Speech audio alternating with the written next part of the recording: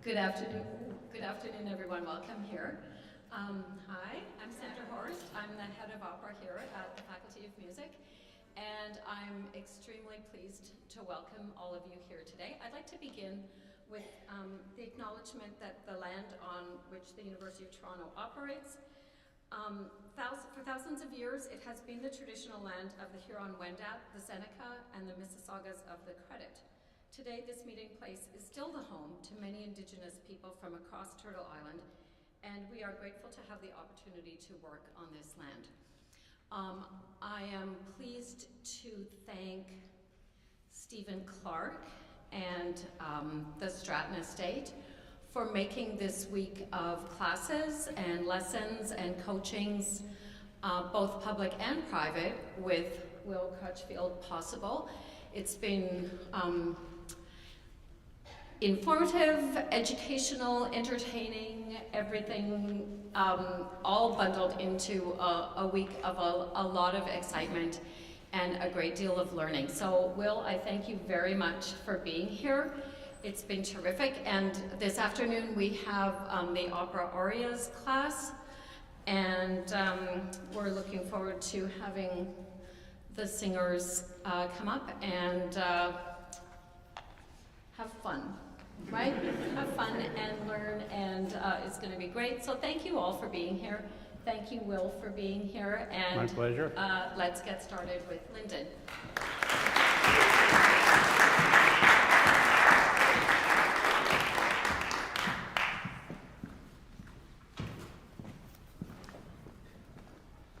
Hello, my name is Lyndon Leder, and today Sandra and I will be performing Nel furore delle tempeste from Bellini's Il Pirata.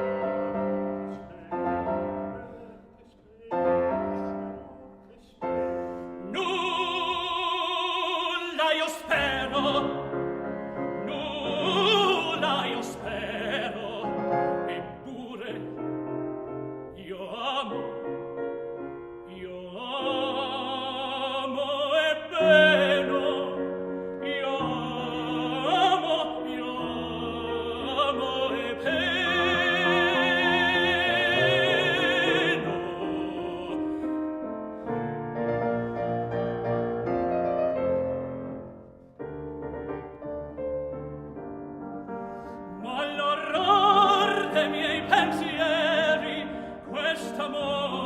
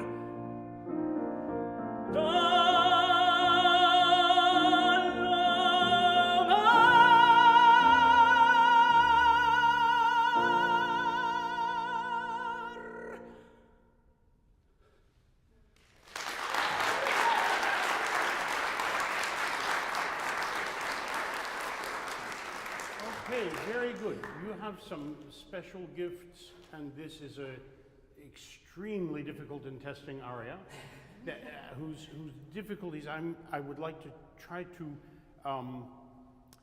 resolve with each other a little bit and challenge you a little bit to try to get the full measure of what's possible in your voice and in this music.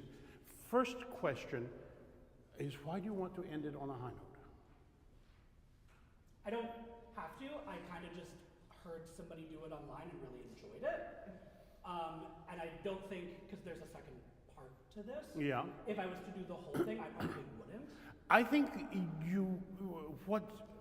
what happens here, it's, first of all, it's in a very unusual form. Do you know what musical form this is in at the beginning? I mean, what's its rhythm? Because it's a very unusual one for the slow aria of a two-part aria. It's a polonaise,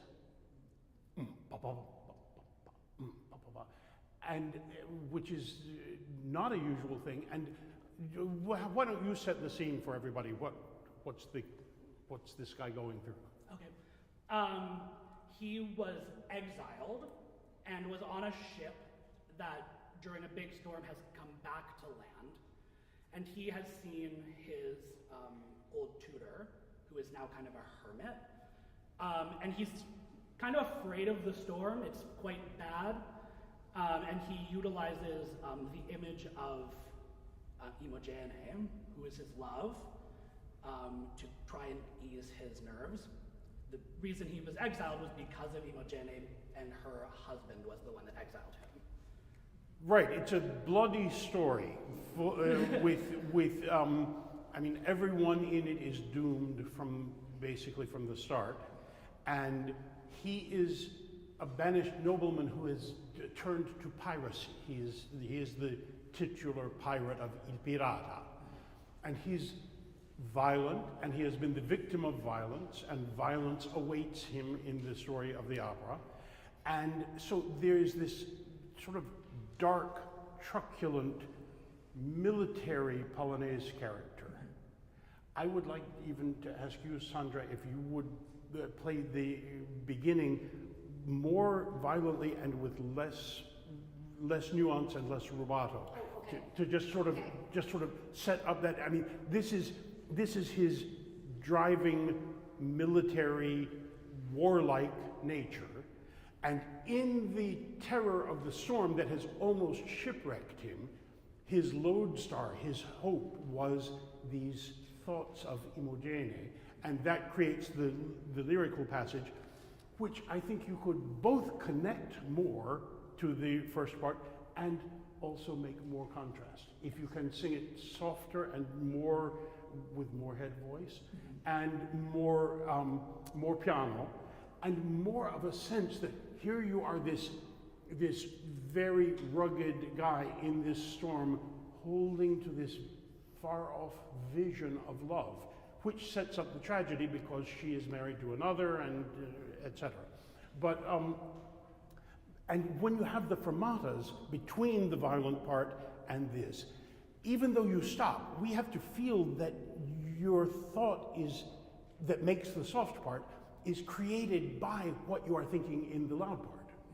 You know, I was in this terrible storm, and all I could think of, fermata, was this image of love.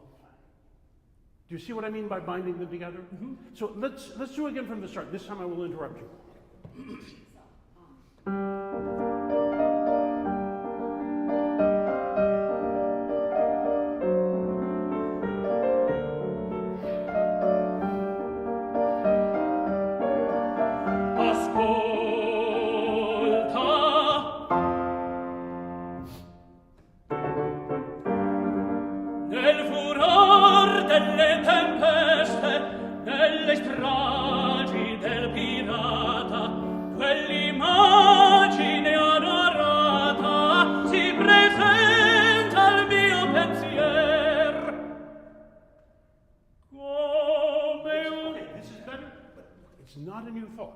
That image presented itself to my thoughts like an angel. Can you, during that rest, feel that and let your next line come out of it, not be stop, come on, but rather a continuity of thought through there. And then even more piano, if you can, come un angelo. Let's just go from quell'immagine adorata. Quell'immagine adorata si presenta al mio pensier come un angelo celeste, si presenta al mio pensier di virtù de consiglier, si presenta al mio pensier come un angelo celeste di virtù de consiglier. Do you have to crescendo there? Di virtù de consigliere. Try, see if we can keep it all in piano from Come un angelo. Come un angelo celeste di virtù de consiglier, si presenta al mio pensier. Yes, good. And now we're going to go back to this other mood, but before that you could make rallentando. Si presenta al mio pensiero. And then the interruption brings us back to the Polonaise rhythm. The tutor then asks, so what are you hoping for? Because he knows how doomed it would be if he tried to pursue this vision of Imogene. And he says, I hope for nothing. I hope for nothing, but I love and I'm suffering. And that sends him back into the vision of Imogene. In a way, the whole tragedy of the opera is contained in this first part of the first aria. So let's do just one more time. Si presenta. Si presenta al mio pensier. Ed or che spero, ed or che spero. Nulla io spero, nulla io spero. Bravo. Eppure io amo e beno, io amo Good, I will end it up e beno. Okay, one more thing here. The arch over the G flat. That's okay. I mean, I would have to be really resonant for him to hear me while he's singing. Can you arch over that G flat? Start your slide up to it sooner so that it doesn't pop out. Da, da, dee. Yeah. Can you go from io amo e peno? Io amo e beno, io amo e peno.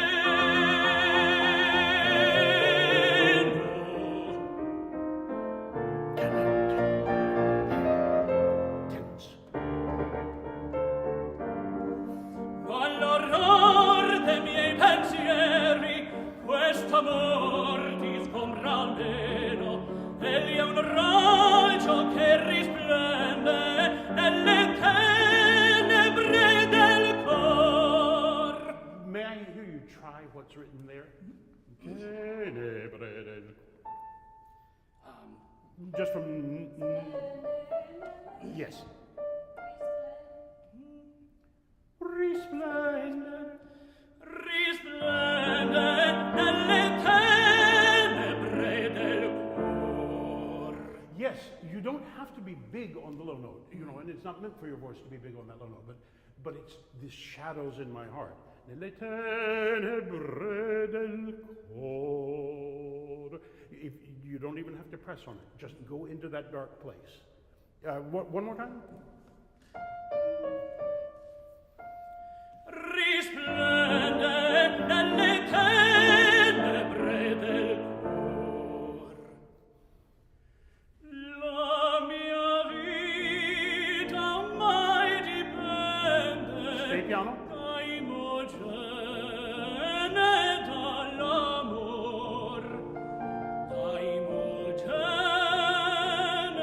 dall'amor. Now, here's where I really want to throw you a challenge. The whole idea here, he's bringing himself down from the violent expression into this dream world, and the aria is over musically. The last cadence was Dai mogene dall'amor, which says rallentando molto, and I think you could do molto more. Okay? But then this coda that is just sort of a postlude in effect flies up into this high range, not in a climactic way at all. It's dreamy. How's your falsetto? Can I hear you try to sing that D absolutely in head voice? Just all by itself.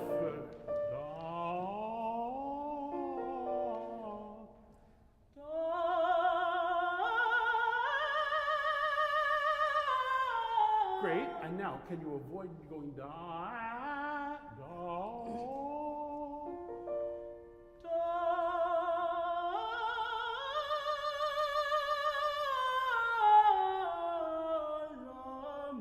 Okay, I'm sure now that you have the capacity to do this. Now I want to see if we can, look, there's a thing in high bel canto tenors that is all too established in my opinion, which is to squeeze out the extreme high notes with this kind of sound. I would like to see if you have an opposite possibility. Would you sing it one time on the vowel oo? As though you were starting oo, na, foo,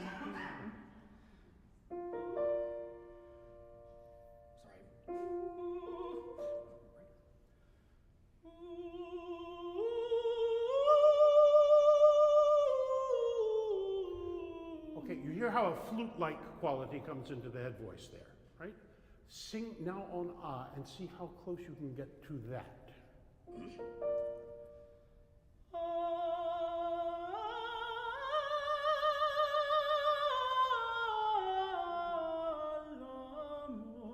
Good, and let me just bear with me because I want to be very picky about this because here is the rare tenor who has the possibility of doing it.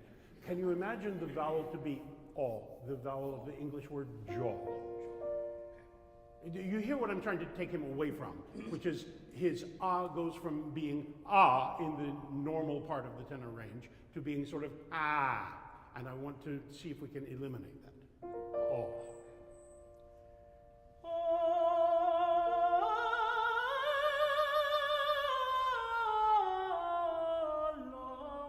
And now one time on an open O, like the word core.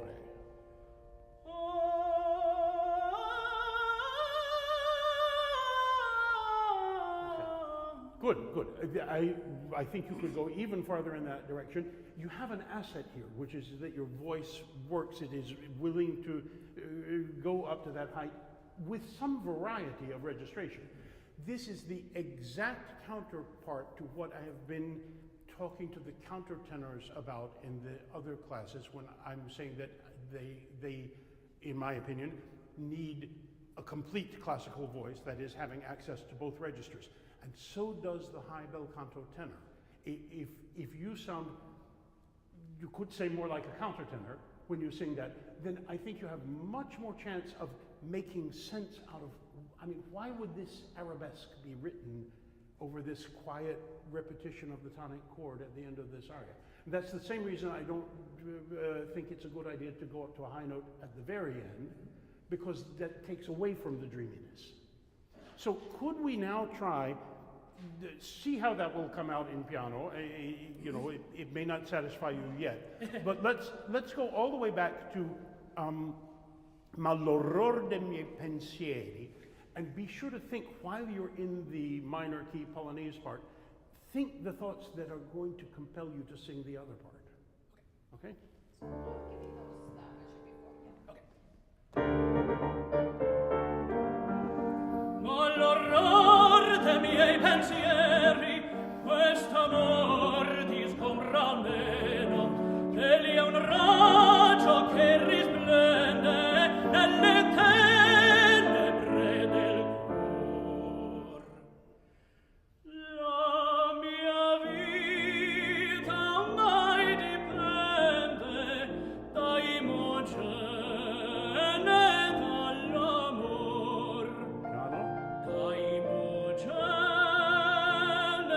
dall'amor. And even more piano.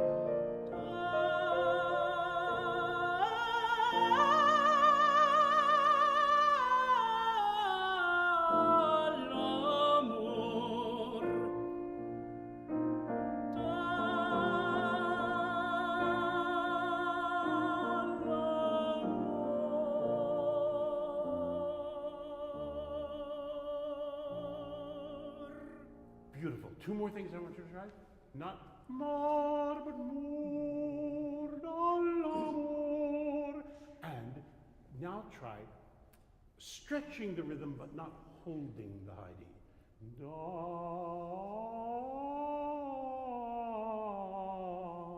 So that it is.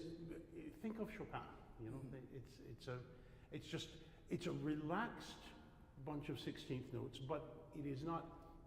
You know, nothing in the music sets up the pa. I mean, there are things in other pieces of music that absolutely want a high note to be the high point, but this is much more.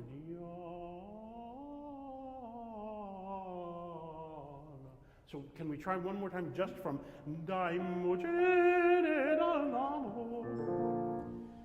Dai mogene dall'amor.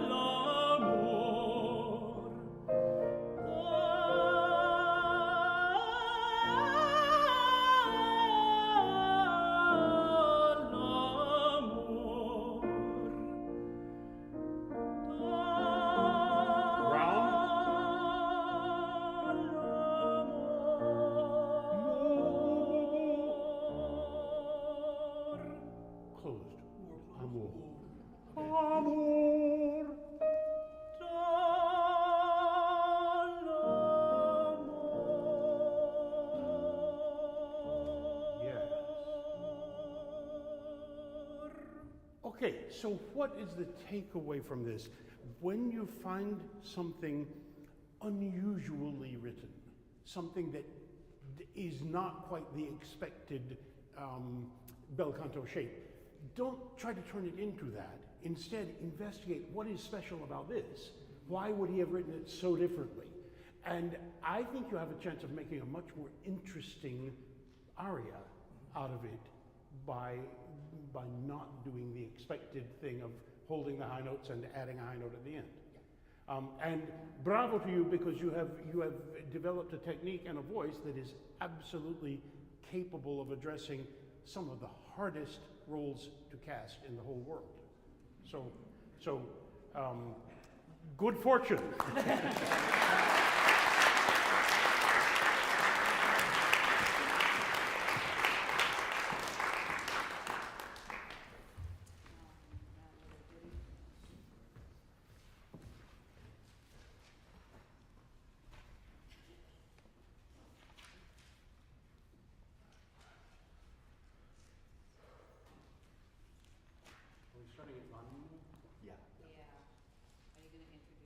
Oh, sure. Hi, my name is Peter Bassman. I will be singing Credo in un Dio crudel from Otello by Verdi.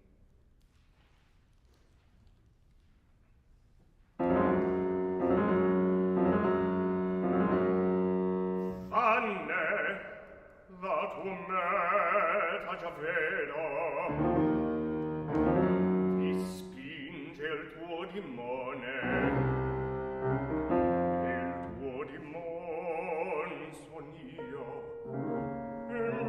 Trascina al mio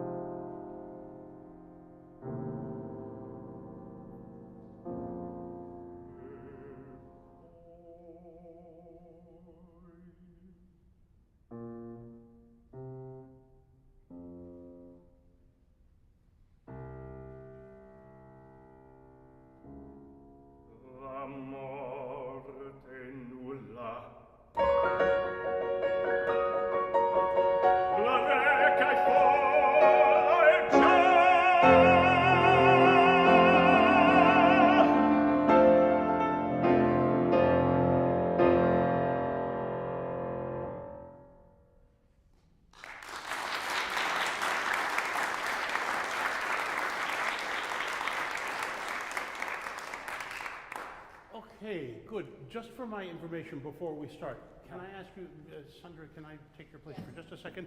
Would you just sing a line or two of... I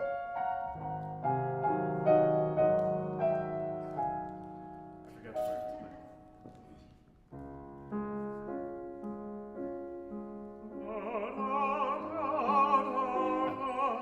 Di Provenza. Di Provenza il mare. Okay.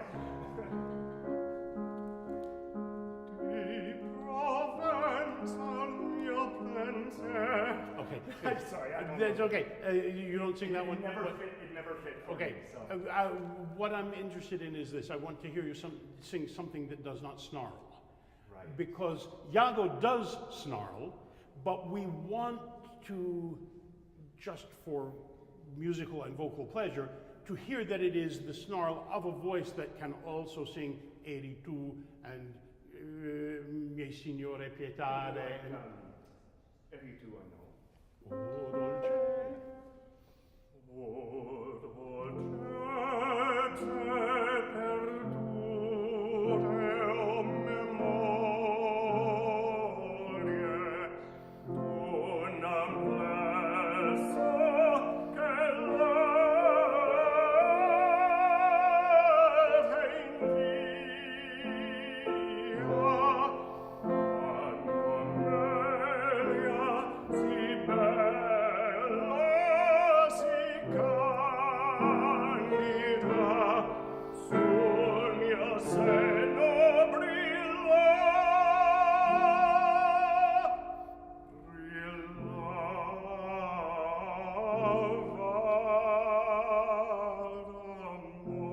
Okay, good. Bravo.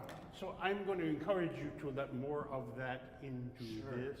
Yeah. Because I think at the moment you are letting the character of Iago Right. take over too much. Too much. It's more built in than you might be allowing for. Sure. Then I also want to sharpen up your pronunciation in two ways in particular. One is to make sure you have all your voice on the shortest syllables, and the other is to make sure that on the short syllables you get all the way to the true vowel. Okay? So can we go back to Vanne, la tua meta già vedo. Già vedo. Vanne, la tua meta già vedo. Yeah, I am hearing meta già vedo, but I already see your goal. I already see where you're going. Go. I see where you're headed. Vanne, la tua meta già vedo. Right. Not meta già vedo. Right. Già has to mean. Yeah. Vanne, la tua meta già vedo. Ti spinge il tuo timone. Now can we hear it? Jail tuo. Ti spinge il tuo timone. E il tuo timon son io. Good. Would you sing that one time a little slower? Il tuo demon. I just want to hear the voice be there in eil. Yeah. It's already there in tuo. And di, as well as mo. Right. Yeah. E il tuo timon son io. Yeah, good. And io, tone in both. I'm hearing some version of io. Oh, interesting. Okay.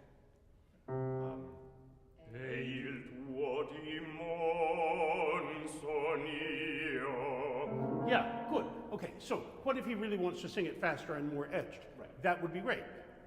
But be sure you have internalized having voice in those short syllables so that then when you speed it up, we still get that. Good, going on? E me trascina il mio. Okay, sorry, I'm going to stop you a lot in this declamation stuff. That's okay, yeah. And me trascina. Tra, then the quality of a double consonant, trascina, and then not nal mio, but nail mio, nail mio. Ai. Ai. No matter how fast. E me trascina il mio. E me trascina il mio. I don't hear the il before mio. I hear nal mio, nail mio. Nail mio. Nail. Right. E me trascina il mio, nel quale io credo in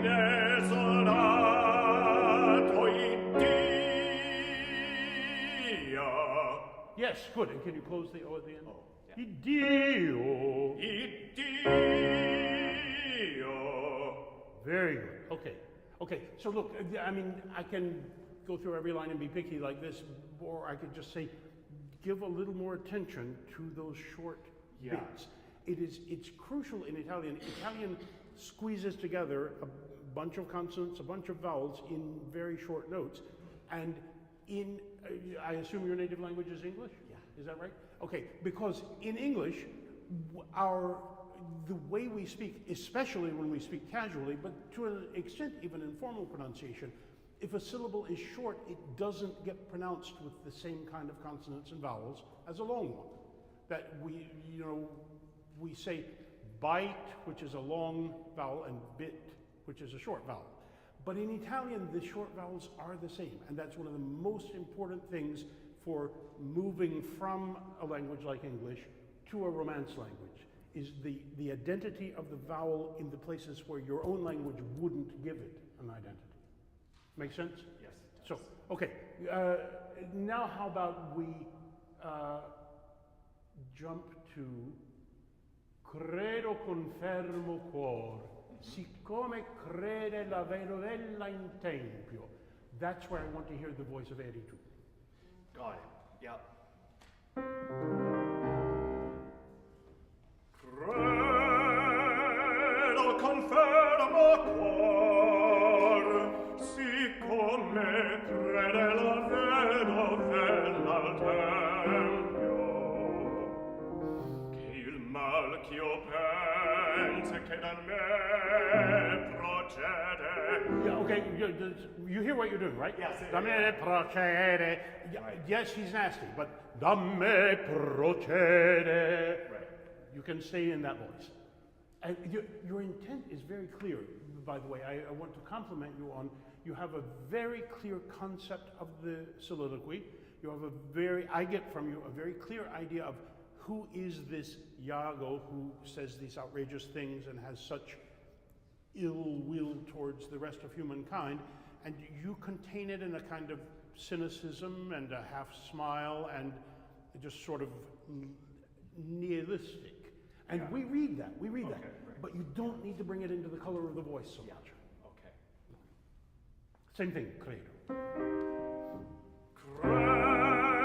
Credo confermo cuor, siccome crede la vedovella al tempio,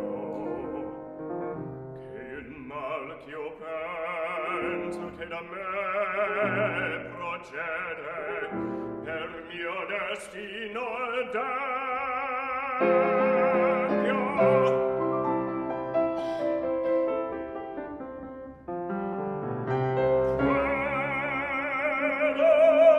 Giusto e l'istrion beffarda e nel viso e nel cuor, che tutti in lui bugiardo lacrime bacio sguardo sacrificio d'onor. Yeah, good, okay. Now this one is really challenging because he's mounting in intensity and in range, and with these sort of hurled outwards, lagrime, bacio, sacrificio ed onor. I would like you to sustain those long syllables a little longer, and even here, stay beautiful. Right. Okay? Right. Okay. Let's go from credo che il giusto. Credo che giusto è un istrion beffardo e nel viso e nel in lui bugiardo, lacrime, bacio, sguardo. Bacio. Let's go from lagrime and just sing as though you're not in this aria at all. Lacrime, bacio. I want to get you away from lagrime, bacio. Right. Lacrime, bacio, sguardo. Don't pull your tongue back at all. Lacrime, bacio, sguardo. Yes. Sacrificio I know it is. It's hard to stay on that when your character intent is this sort of derisiveness. Well, and he has all of those words right on the beats. Like he sort of moves it into 4 for me. Yes, than yes, 2, right.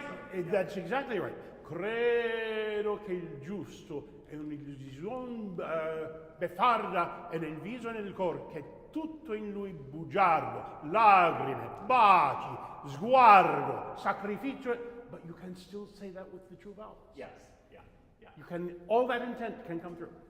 Once again from Credo. Credo che giusto è un'istrion beffarda e nel viso e nel cuor che tutto in lui bugiarda, lacrime, bacio, sguardo, sacrificio ed onor. E credo l'uom gioco di iniqua sorte da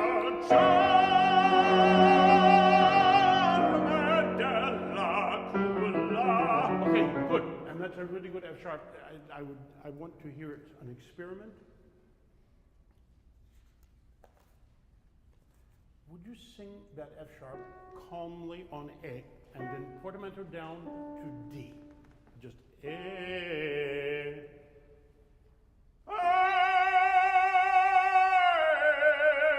Do you hear how you're changing it when you come down?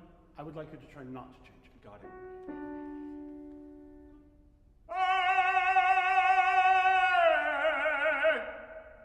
What am I changing? Sorry. It's becoming more pointed and narrow on the Got it. lower note. Okay. It's sort of, and I would like you because I'm going to ask you to go back and sing credo all'uomo. Okay. With,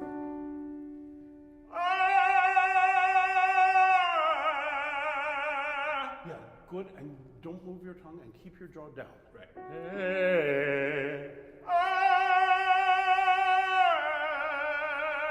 And now start there for credo all'uomo.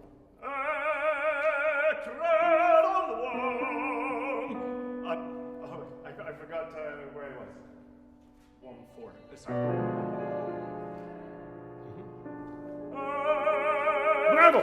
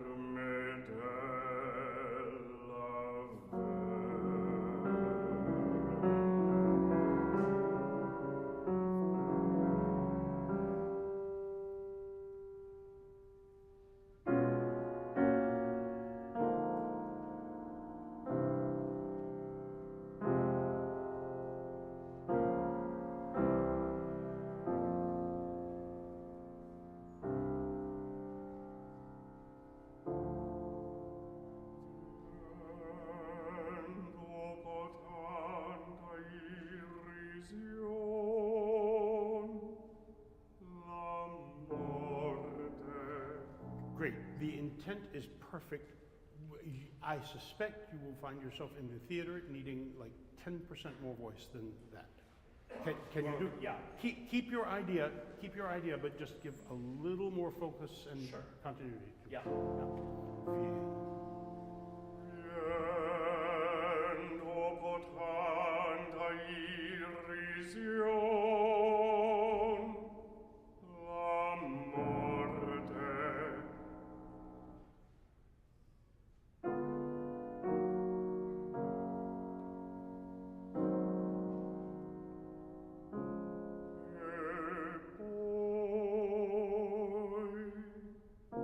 Which also leaves you your softest in reserve for now.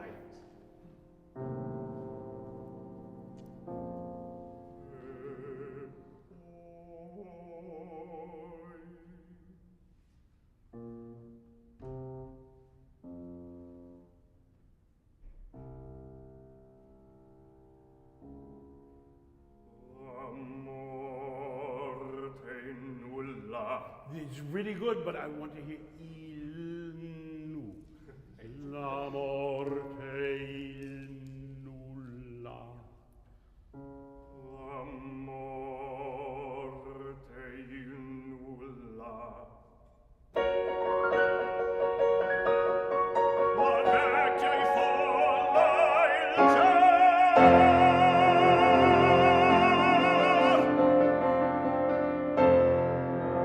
Okay, bravo. Good work. Good work.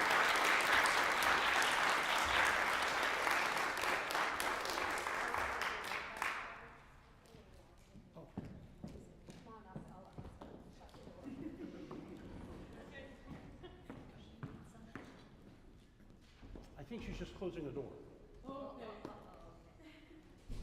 People were coming in and out that time.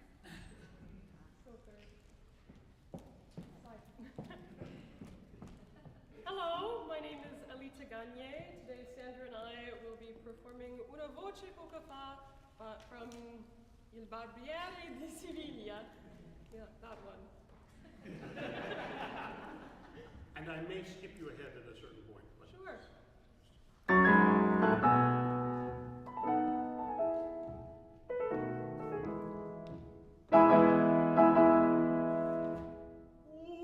Una voce poco fa, qui nel cor mi risuonò, il mio cor ferito è già, e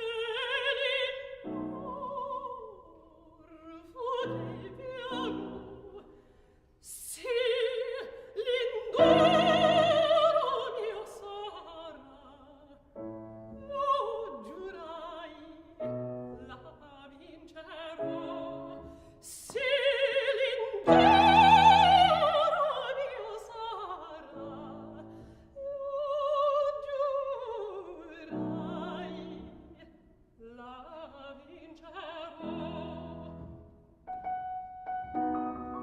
Il tutor ricuserà, io l'ingegno aguzzerò, alla fin s'accadrà, e contenta il resterò. Sì, l'indoro mio sarà, lo giurai, la vincerò.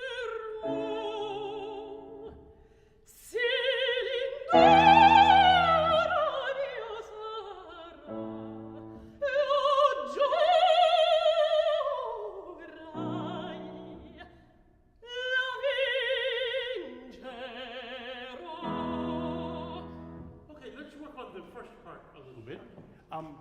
You have perfect voice for this. Oh yes, let's have applause first.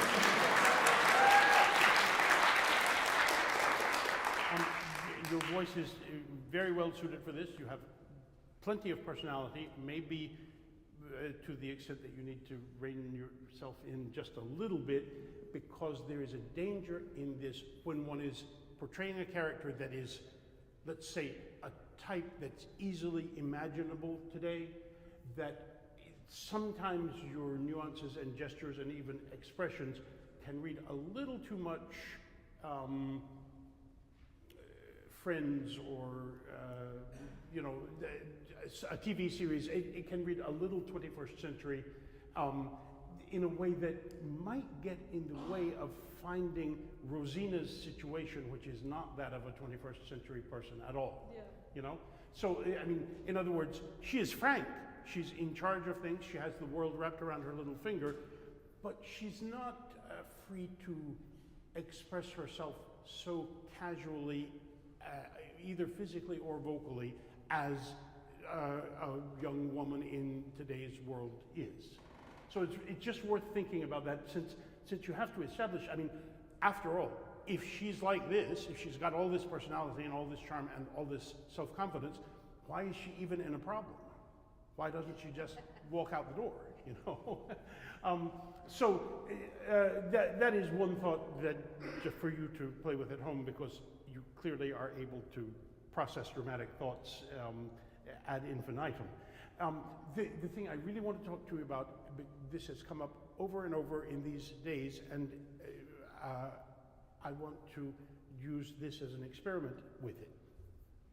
I think, as a generalization, in the world of schools and universities and conservatories, there is a misapprehension about the nature of singing in large spaces, in theaters, with orchestras, that allows people to tolerate a lower part of the voice that is only about 1/10 as loud as the upper part.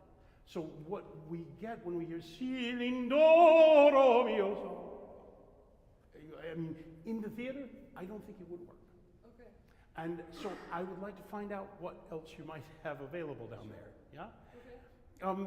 And this is by no means peculiar to her. I've been hearing it in singer after singer, and I hear it in auditions, except I think by now in New York the word is around that I would like to hear the low voice full, and so people make an effort in that direction. But it is important. It's important for people to think about. It is not at all part of the classical vocal music tradition for the low voice of mezzos and sopranos to be weak. If you go through, I mean, since we're here talking about historical recordings all week, if you go through those, you will not find not one singer in the hundreds and hundreds and hundreds who recorded who goes down to that "Si lindoro mio sarà" and sings a soft head note. Not even one. And I would urge you to try something else. Sure. Can we try the, let's try the first "Si lindoro mio sarà." Si lindoro mio sarà. Yes, good. Now can you do it without ra, but ra? Just the one syllable? Ra. If you can make that a little deeper in back, but more brighter in vowel. I'm hearing a version of ra, and I would like to hear ra. Passaggio. Yeah, it's hard. But listen, it's not your passaggio. The passaggio is about a minor third higher than that. Oh. The passaggio is E, F, and F sharp. And what I am saying there is something that every pedagogue in the historical record would agree with and makes explicit. And the idea of the passaggio from chest to head being located somewhere lower than that is absolutely a late 20th century idea that, in my opinion, should be reversed. One more try?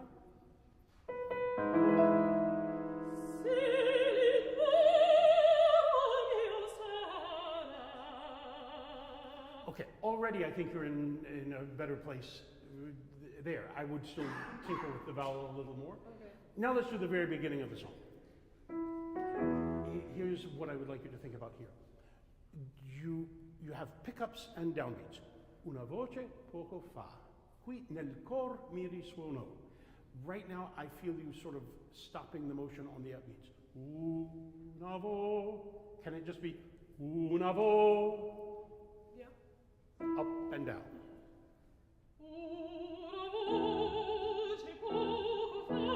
Great, and now can the short notes have all your voice in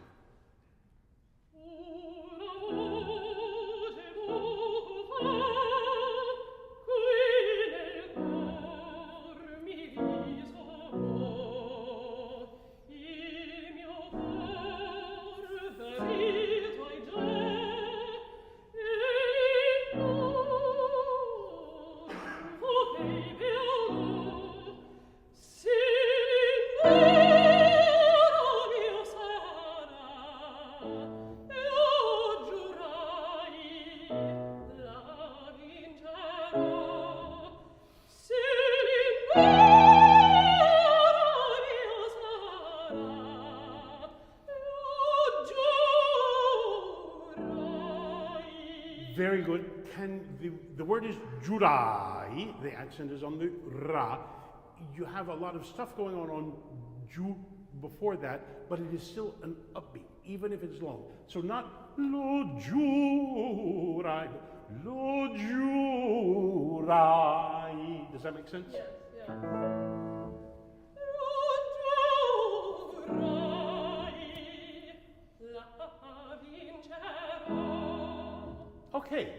Now, in your reprise of this, you did a very good ornament, and one that I hadn't heard before, so I'm always happy to hear that. But then when you got to the second one, going to the G sharp, do you have an ornament for that? No, well, so I was in your class when Lissy sang this, and I had very similar at the beginning, so I added that one like yesterday. The one that I did, okay. but I didn't have time to add another one. Ah, okay. Well, Yeah. next time. Do you have a cadenza? No, I don't. Are you fast? Fast at learning? Picking things up? Maybe, yeah. Okay, let's try, Matt, let's just try a couple of things, because this is, it's a, the words are la vincero, so you're going to sing a cadenza either on la or on vin. Rossini wrote at least one of them on vin, la vi, etc., then breath, cero, meaning a breath in the middle of the word, but it lends itself to that. La vincero. But if you want, you can sing it on la vincero at the end. Any way you look at it, though, you're going to play with the notes of this chord.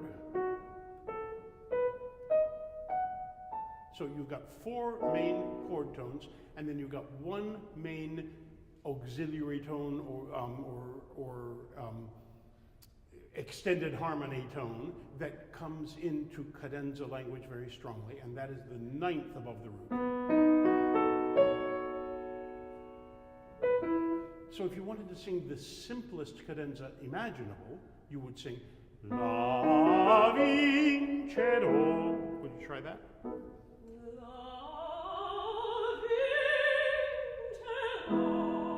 Great.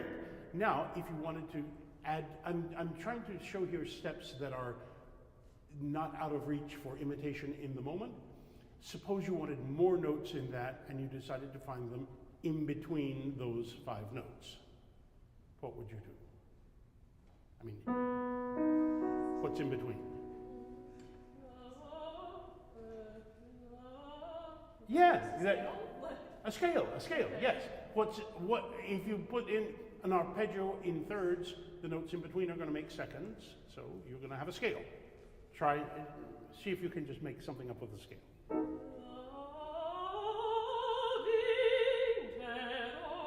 Okay, now, that was great, brava. What might make the end of that more convincing? Because she wound up getting up to a B and then repeating the B, which is just a little lame in this language. What? No, you're doing great, So what might you sing instead of a B? Remember? The next one up? Mm-hmm. I don't know what arpeggio we're on. Sorry, my brain isn't braining. We're on a B7 arpeggio. Okay. Do you know what the notes of the chord of? The B, D sharp, F sharp, A. Right. Yeah. That's it. And singers, all of you singers, this is what I mean by knowing a little theory but knowing it well. You should be able to just say, like that, the names of all the notes of a dominant 7th chord in any key that you're singing a bel canto aria in. You know, if you have to stop and think, you don't have them available to your imagination in the moment.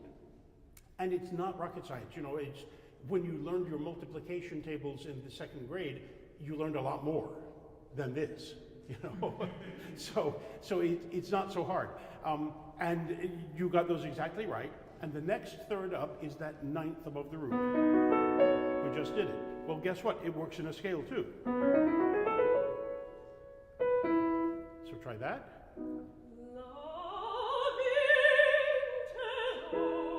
Great. And now, having had stepwise motion and third-wise motion, arpeggio, we can combine the two.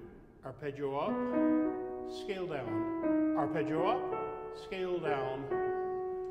Arpeggio up. So try this now.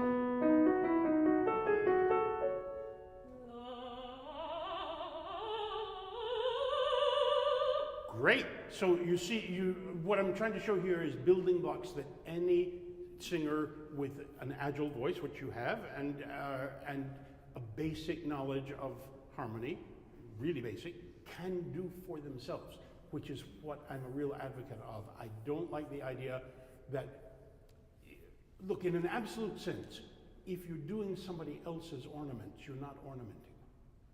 You're just interpreting a secondary text. And so I am in favor of all singers learning how to make their own ornaments so that their ornaments can be an expression of their musical personality and their ideas. And so, having done that, if we have steps and thirds, we could also do moving by a step and returning. Try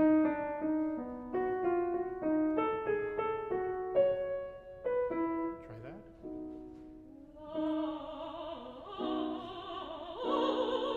Oh, but stay in thirds. You went to a B, go to instead just to an A. Not this, but this.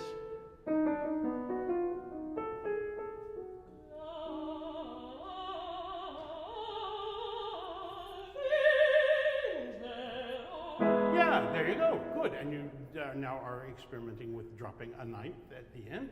You could also drop a seventh. Because you have these notes, 3 of which are capable of resolving to the tonic. This one is not. If you try this, you will find out. La vincero. No.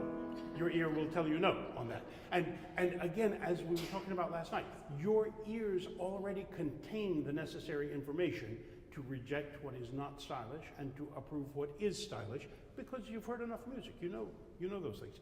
But this one, cero, cero, cero, those work. Okay? This one does not. Cero. Nope. That sounds like comes from a different era,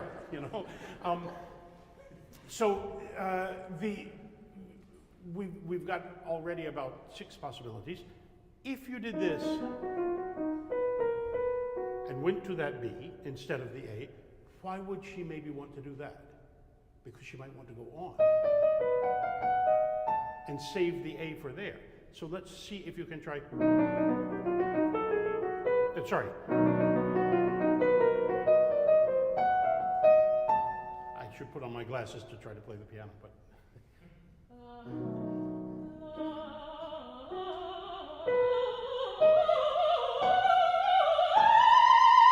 Well, now you went to another B, which was good, but so yeah, right. Keep in your mind where's that A, because usually in a cadenza on the dominant 7th, your top note is your destination note is most likely to be either the 7th or the 9th.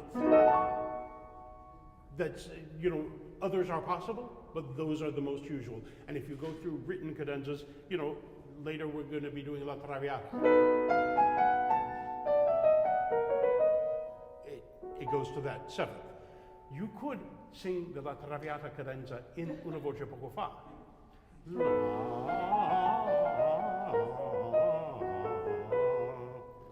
vincero. It would work.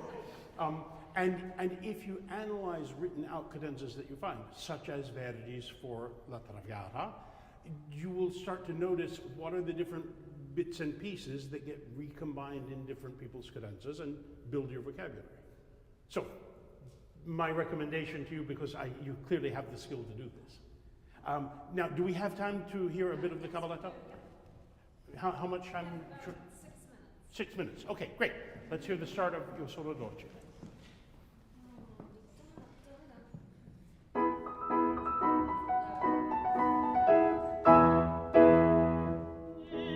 Amorosa mi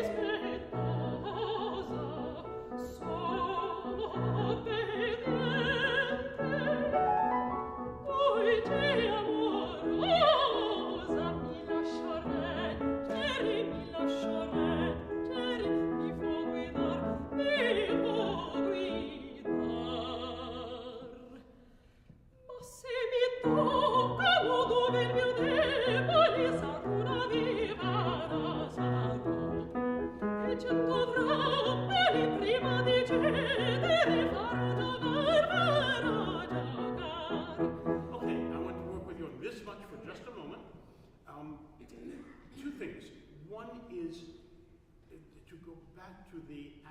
personality aspect.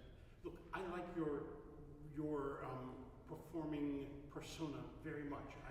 So will audiences, and so will directors, because your intent is really clear. What I want to do, though, is encourage you not to use 5 colors where one would do. Okay. And I feel like in the very first page of this, you could be stronger. You're saying one thing.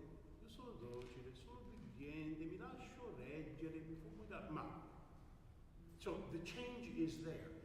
I think you weaken that change if you have already had 5 different colors for the difference between docere and ubbidiente and lasciar reggere and fare guidare.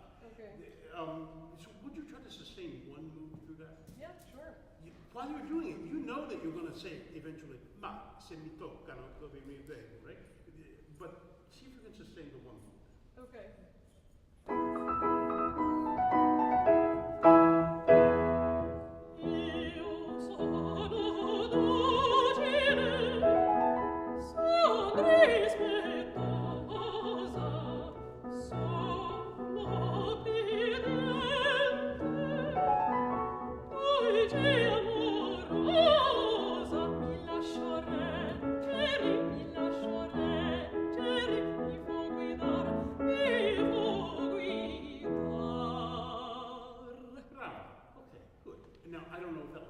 Because maybe you felt, under instruction at that moment, but I do think you could develop something that is stronger that way. And okay. You're perfectly capable of showing that thought through that page. Okay. Now I want to talk about the lower voice, because I can barely hear you over the piano in some of these lower notes. Okay. So I would just like to hear, without addressing the question of head and chest, just make sure you are firm whenever you're down there around E and below. Okay? Dar was great on the low B, but there's that area in between. Can I hear son rispetto? I'm doing an exaggerated contrary dynamic, getting louder as I go down. I would like to hear you try that.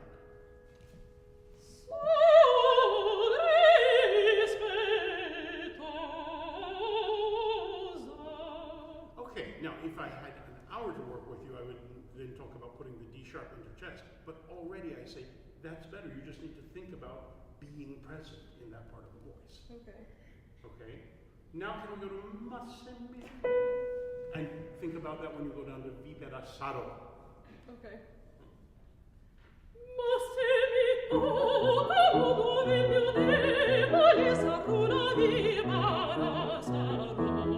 Okay, then let me just take a moment here. Give me a second here. Yes. You sang a good dar mi vo guidar. Can you sing that again? From there, sa.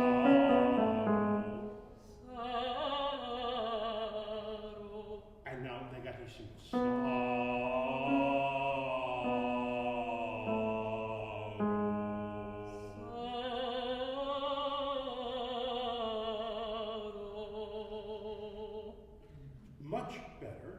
Much better. I will see if you can do that when you're going fast.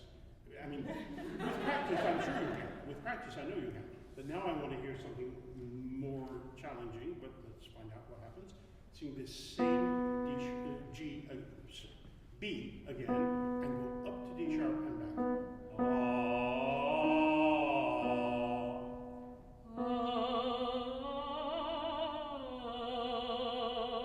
Try to imitate a baritone. You are auditioning for the role of Rigoletto.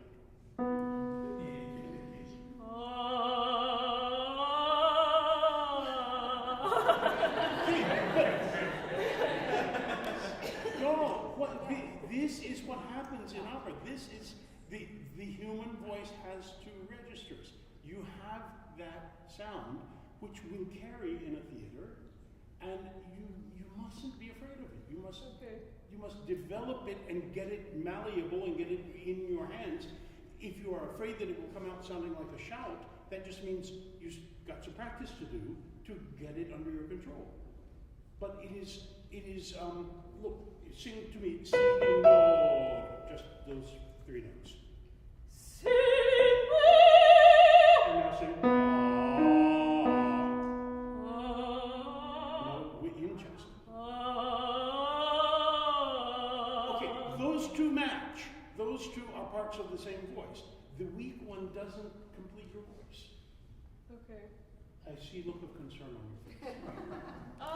Yeah, I think I don't know, I feel like it depends on where it is. Like, chesting a D just feels really like I'm pushing against a ceiling. You are pushing against the ceiling. That's called the register transition. And when you get to that ceiling, you must make a transition and go into the other register. But you're not at that ceiling yet. If I asked you to do this and say in chest, that would be pushing the ceiling. Okay. But D sharp is not pushing it. And you just sang it very well right here, already. You did. I mean, can we give her some encouragement on that?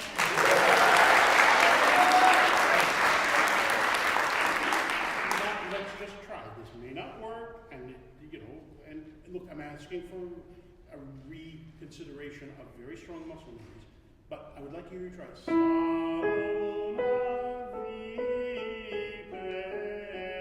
Shift.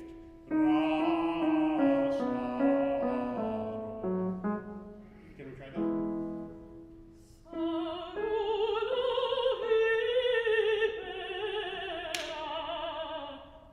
Nope. No, it doesn't want to change there. Force the issue for a moment. You're among friends. It will sound awkward because I'm asking her to do something she didn't practice. You can't do things in public that you didn't practice. But if we're just considering this a class, not a performance, I would like to hear the experiment. Let's just go from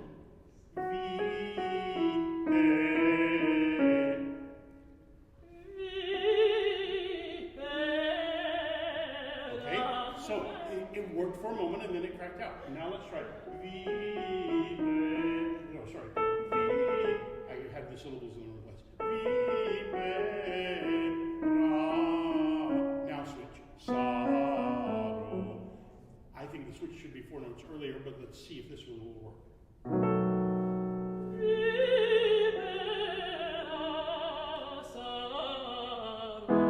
Yes, now if you would do it legato instead of marcato, Okay. it would work.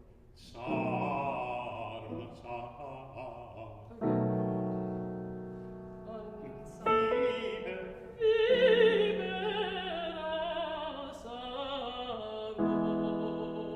Definitely works. Now, one more try it.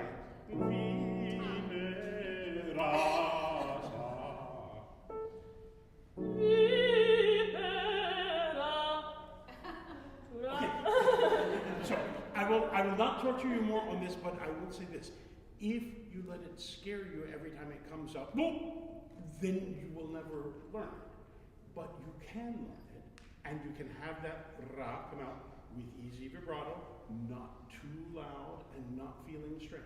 I promise that is possible. Okay. Okay? Okay. All right. Thank you for being willing to try.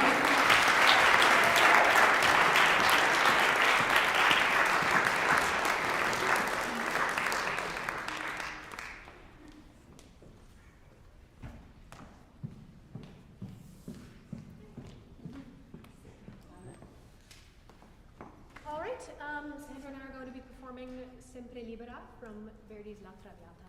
Before you start, since this is a very long scene in 4 parts, Yes. if you only get to work on 1 or 2 of the parts, do you have a strong preference? The final part, yes. The final, the Sempre Libera. the Sempre Libera itself. Then may I suggest we start at Follie Follie? Sure.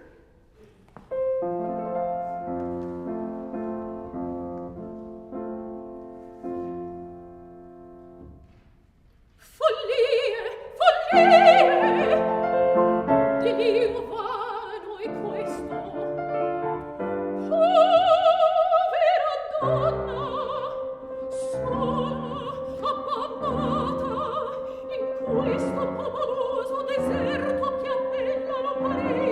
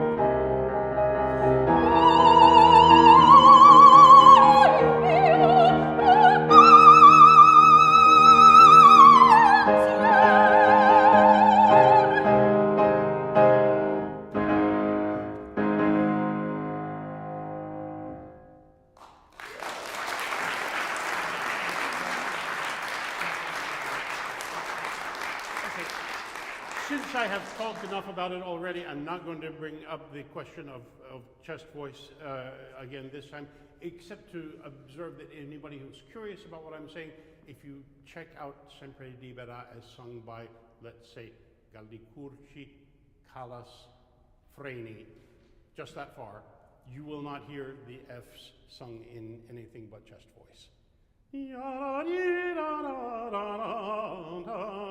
Chest. And it's worth thinking about.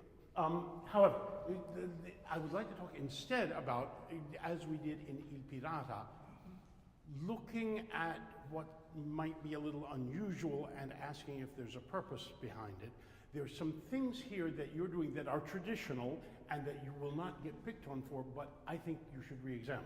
Sure. May I sit for a moment? One of them is the vowel E, which Verdi places on high notes consistently in this piece, except for one place where he might quite logically have done it, but he chooses not to and inserts an A. But we have in Violetta, with her brilliant Parisian high life and her debate with herself about whether she's going to go with the brilliance or whether she's going to yield to this possibility of love. And she has, among other things, parlare follie. And at the end of the slow aria, where the words are croce delizia, delizia al cor, but she's in the dream of love, not talking about follies, instead of singing delizia al cor, which would have been the normal way to dispose those poetic words under the cadenza, instead she has ah,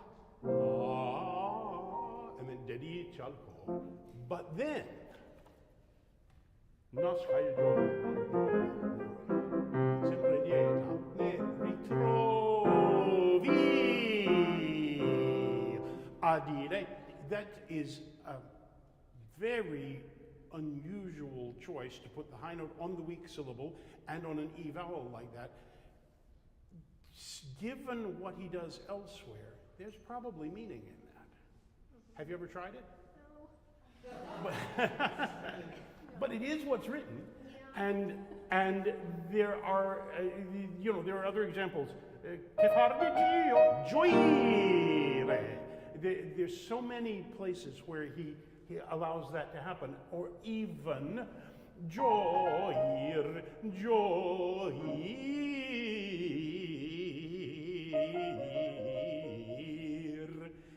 I mean, this, they don't use their pen at random. And again, bel canto is free. You can adjust things. But I think it's a mistake to find something unusual and to say, oh, that's unusual, I will substitute usual. You know what I mean? Sure. Could we try, there's one other thing I think you should, two other things I think you should question. Sure. One is the assumption that every free passage has a fermata on a high note. I think there's, and this is something that, again, this is a mid-20th century tradition that came as people were stopping to do bel canto. This never...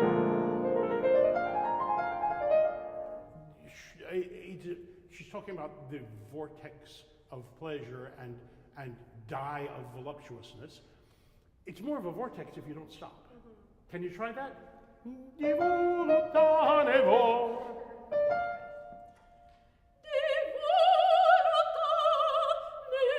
Sorry, I want you to try it without a breath. No breath there, okay. Yeah.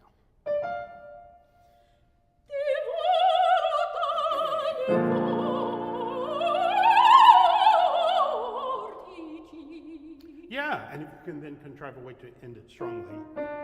Yeah. But to me, that is more expressive of the idea. Great. And then there's written dolce.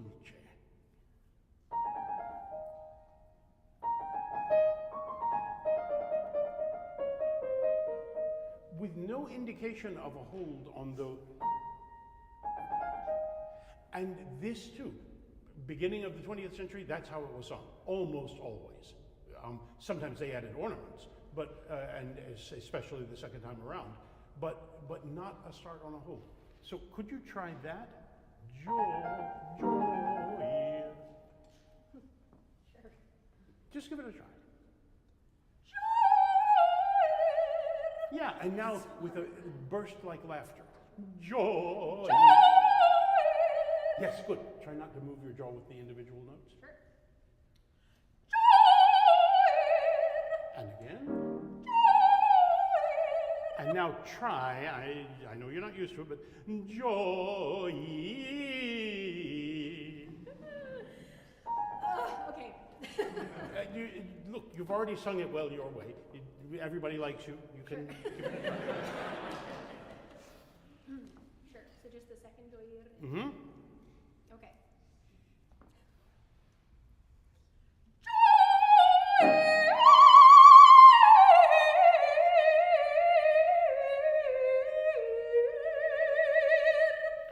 That was not such a disaster.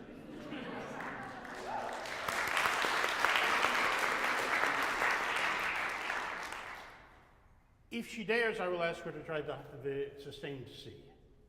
Sempre lieta ne ritrovi, which is what Verdi clearly wrote in the score, so we might as well give it one try. Okay. I guess. For Verdi. Okay, just from the. Mm-hmm. Okay. Yeah, and breathe before ne, so that you can get through the rest. Right. Okay. Sorry, that might take. Sempre lieta ne ritrovi. Sure. Sempre lieta ne ritrovo.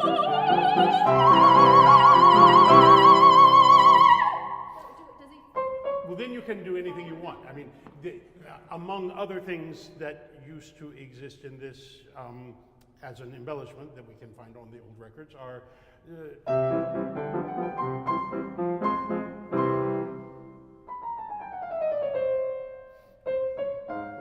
and there is even a very good German soprano who does the first verse as written and comes back to the second verse and does.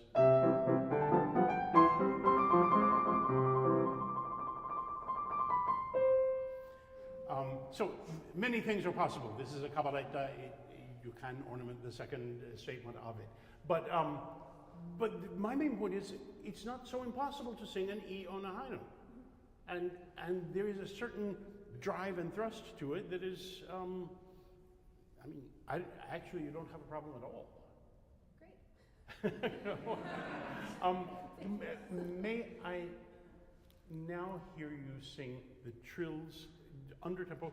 Sempre libera de Dio folle. Sure. Sempre libera di Dio folleggiare. One more time on the E. Dio. Dio folleggiare. Yes, yeah. So you have some trill there.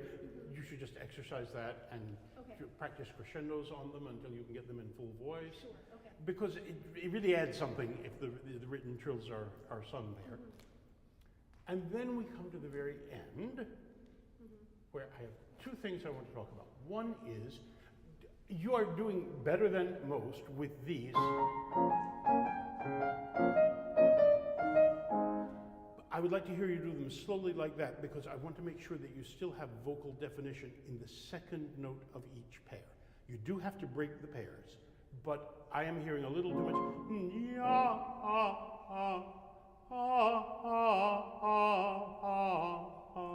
so that we really hear voice on the second. Can you do from? Okay.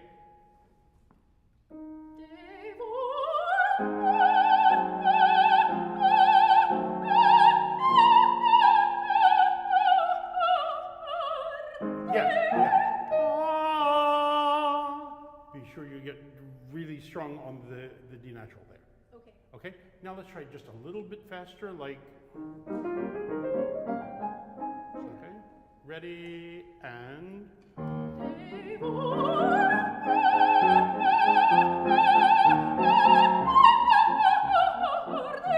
Yes. No, it's really good. It's really good. One thing that will help is don't add body language on each eighth note. You need to have one flow of breath.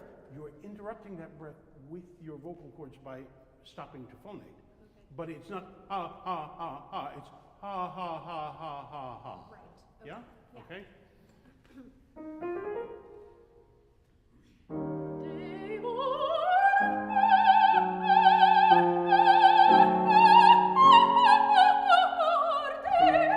Okay, it's very good at the beginning, and you just need to practice more the last two. For sure.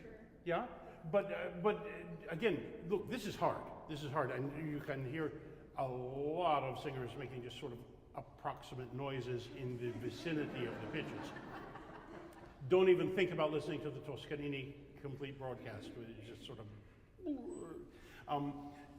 But you're close enough to it that you should work on the rest. Can I hear now the?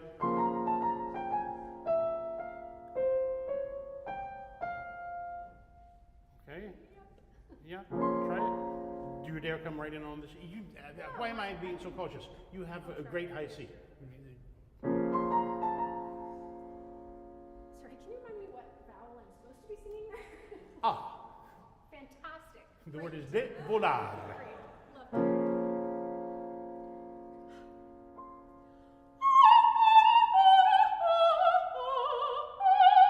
Perfect.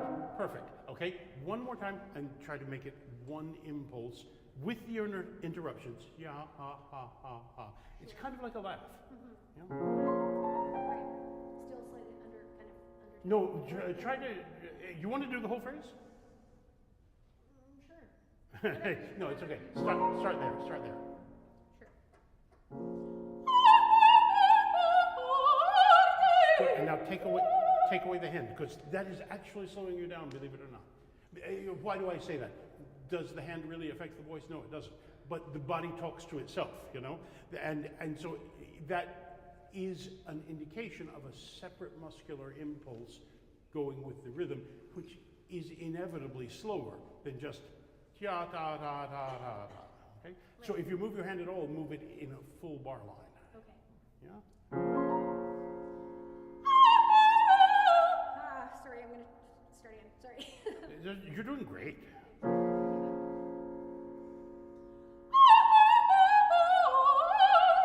Okay, one more tip. Yeah. Don't change your mouth on each one. Ah, ah, ah, ah. Just open your mouth and leave it open.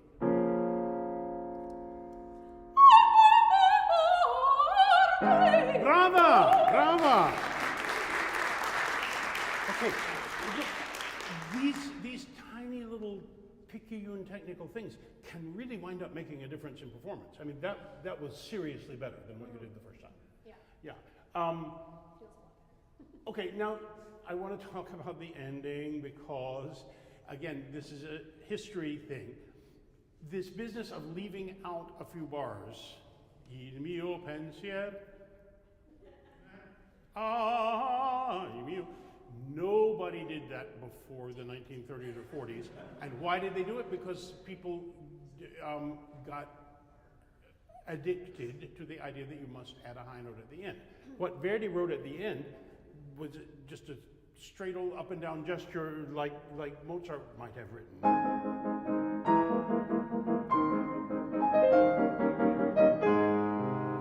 And even if you change that and end it an octave higher, it still doesn't call for a stop or need a stop. And the orchestra is playing. You have to change the orchestra parts to get the traditional stop there. Now, your E flat was pretty good, but it's not as good as your C. Okay. And I expect you could make a success of this role with that E flat. But on the other hand, when you're 50, you might not. And because, the high notes can go away. And I don't like to hear nice full voice sopranos sacrificing the rest of their voices to insist on cranking out high Ds and E flats and Es. I think those are a luxury note that, voices that have them easily, maybe including yours, which I don't know that well, but voices that have them easily, enjoy them as the luxury they are, but don't insist on trying to create them in voices that don't easily go there, because if you look through all the operas of Verdi and Donizetti and Bellini, you will find a grand total of about 4 high E flats, and they are all very short. Nobody in that period was writing or expecting or singing sustained forte notes that far above high C. That is a later thing. Even Lakme doesn't have them. They are added. So I'm a little bit against doing that E flat, and I'm especially against dropping out before it, because if Verdi wrote a couple of solo bars for orchestra, probably they wouldn't be. That might not have been his, he could write some pretty interesting stuff for orchestra, which that is not. Sure. Do you dare try it with your E flat, but not dropping out? Sure. I'll try it. She's got a strong voice. I'm challenging her. Where would you like to put that? From the last set of runs. To do the whole coda. On the previous page then. Yeah. Oh yeah, from there. Okay, we can do that. Sure. Yeah, we can do it from there. Yeah. Yeah. Sure.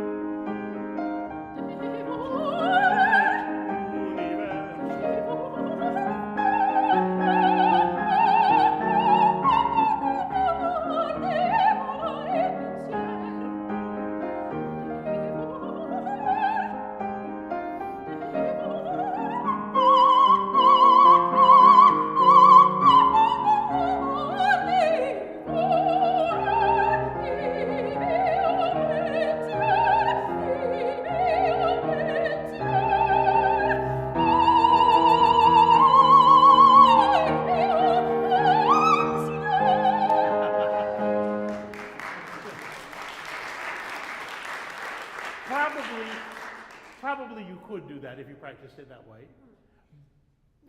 Yes? If you are not omitting the 4 bars and you are attempting to do E flat, can you hold the beat a little? Can you kind of stretch the time a little bit there to allow for it to ring before you come down? You can do anything.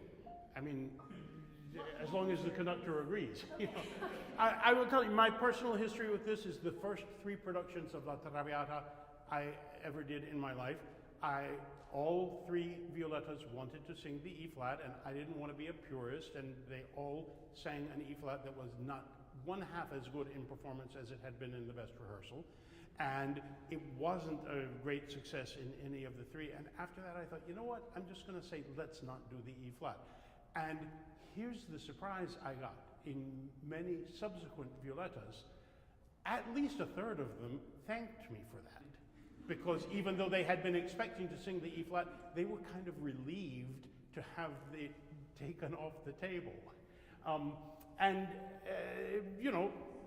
I am not a purist about this. I do think if somebody is just really secure on that E flat and the crowd loves it and she feels like it's a good part of her success, sure, by all means. This is bel canto opera. It is meant to be free. But I'm not so crazy about the dropping out, because I think that just sounds like, okay, everybody, nothing happening for 4 bars here because you know what's going to happen next. It breaks the mood. Okay. But as for making some time for you, sure.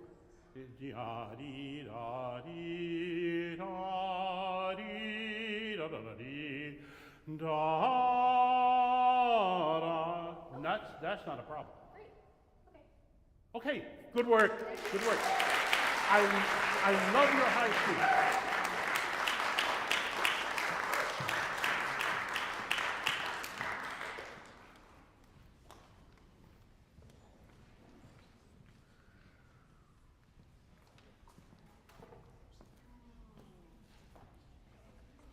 Hi, my name is George Theodorakopoulos, and Sandra and I will be performing Cruda Funestas Mania from Donizetti's Lucia di Lammermoor.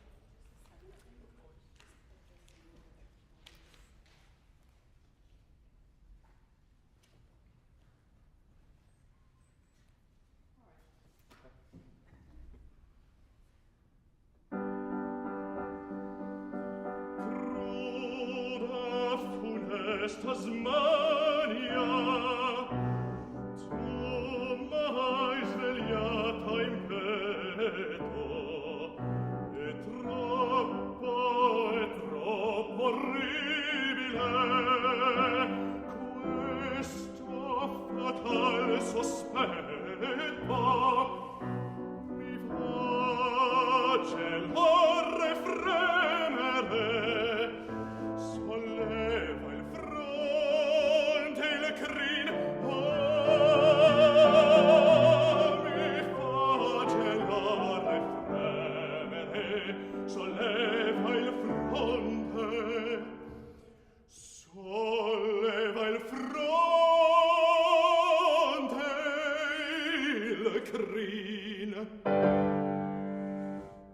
Colma di tanto proprio chi suora me nascea, apria che d'amor si perfido a me svelar ti rea, se ti colpisse un fulmine, se ti colpisse un fulmine, forramen rio dolor,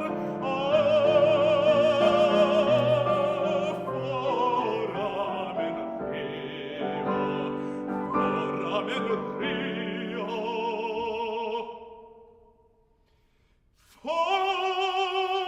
foramen rio, dolor.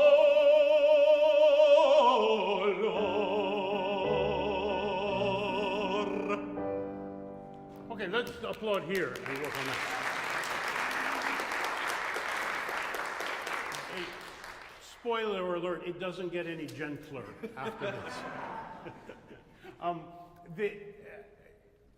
Set the scene for them, would you?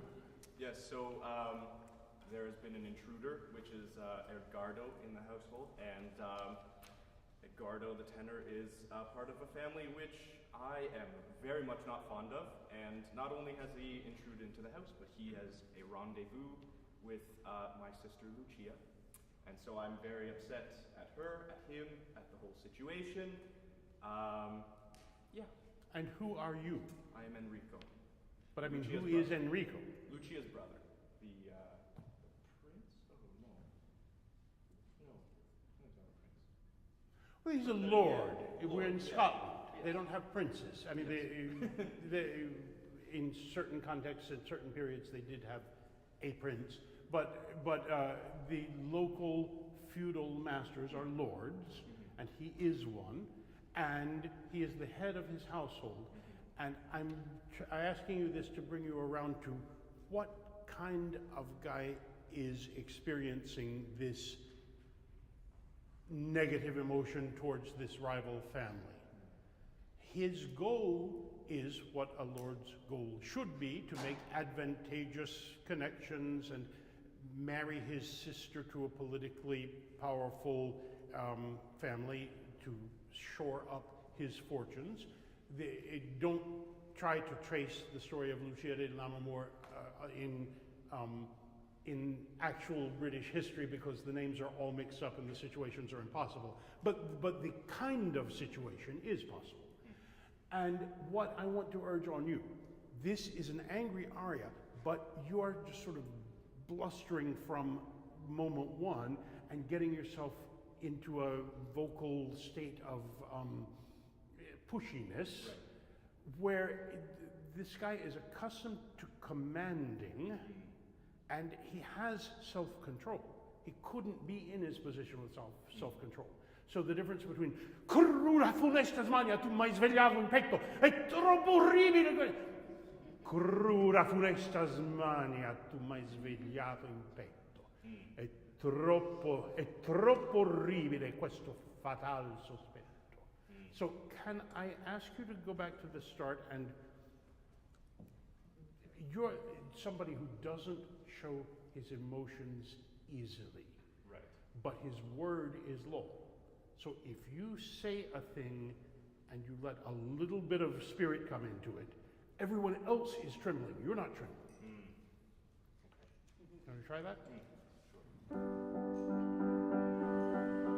Crura funestas mania, tu mai svegliata in petto, è troppo orribile questo fatale sospetto. Okay, first, I think his voice already sounds better. Am I getting agreement here? I mean,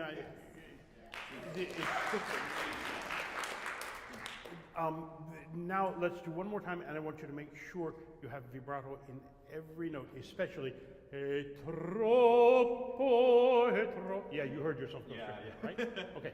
How about we go just right on the balls? From the Beginning.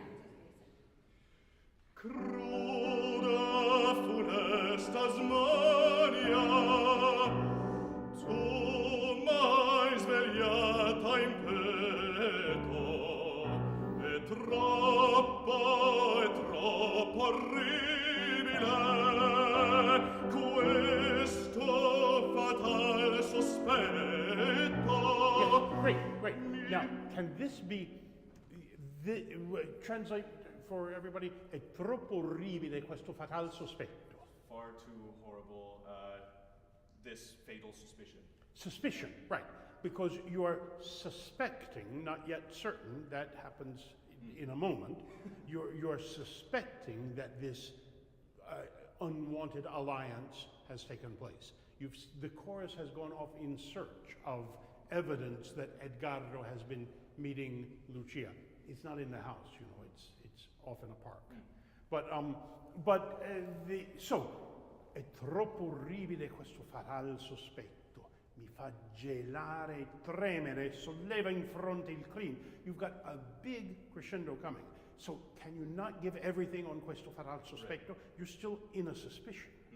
Then you're contemplating how bad it would be if that suspicion came true. Can we go from è troppo?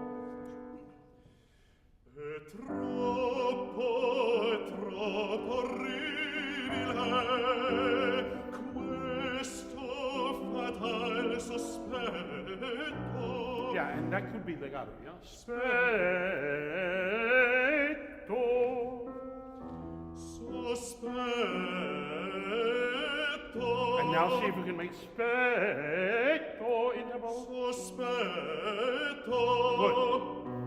Mi fa gelare fremere.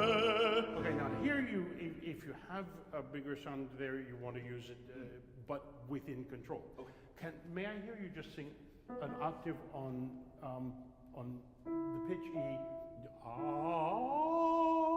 with a good strong portamento up? Yeah, we didn't get that before. So see if without pushing on it, you can get into that space. Mi fa gelare. Yeah. Mi fa gelare fremere. Bravo. Solleva il fronte il crin. You are going to make a much more successful crescendo here if you don't do that violent scoop. Right. Yeah? You instead, open your throat, enter on the pitch you want with the vibrato you want, and then you'll be in a position to just feel your abs, add support, and make a powerful crescendo. Again, mi fa gelare. Mi fa gelare fremere, solleva il fronte il crin. Mi fa gelare fremere, solleva il fronte. Good. Solleva il fronte il crin. Now, again, and don't do anything with your body. Let your voice do all of that. Sollevain. You've got a fricative, and out of that fricative comes an R, which should be on a pitch. Fronte. Do it one time not angry yet. Okay? Solleva il fronte. Yes, great. Try not to knit your brow, and try to find just like a millimeter more space in back, and let that roll into the vowel. Fronte. Solleva il fronte il crin. Great. Now I want you to do the same thing, still not yet angry. Roll the R, you did that very well, bravo. Get into the vowel, and then shoulders down, face relaxed, feel your abs, and crescendo that E on that vowel, fro, just to see what the limit is that you can reach, how big you can make that note while being relaxed and firm and calm. Solleva il fronte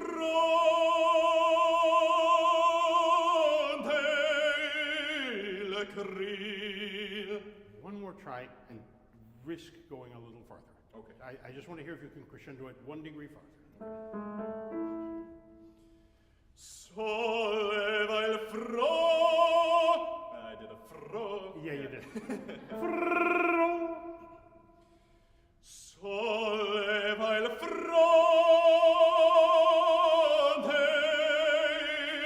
il crin. Okay, if we had an hour, I would pursue this a little bit longer, but I have a feeling there is there's another gear Yeah. that you could get into there. What happens if you sing on A? Just sing, just A.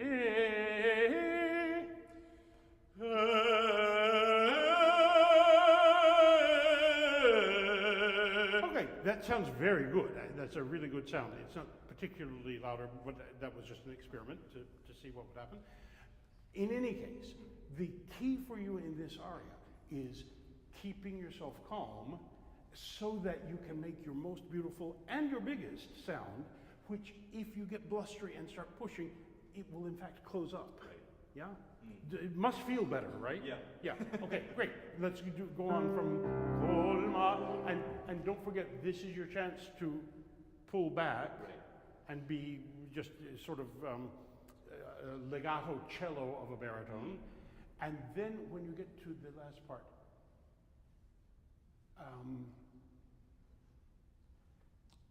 pria che d'amor si perfia a me svelarti rea, se ti colpisse un fulmine for a men rio dolor. What does that mean?